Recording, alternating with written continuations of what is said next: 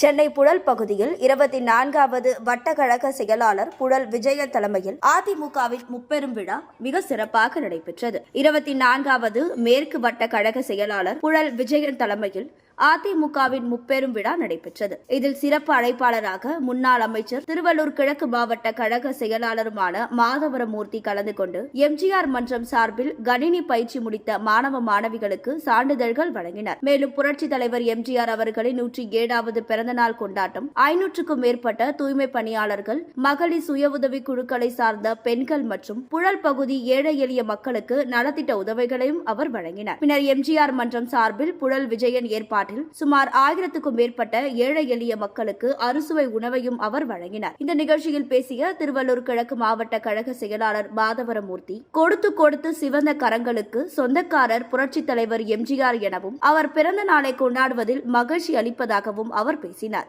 இந்த நிகழ்ச்சியில் 24வது வட்டக்கழக செயலாளர் புழல் விஜயன், பகுதி கழக செயலாளர் வேலாயுதம், இளைஞரணி துணை செயலாளர் இன்பராஜ் மற்றும் ஏராளமான கழக நிர்வாகிகள் கலந்து கொண்டனர்.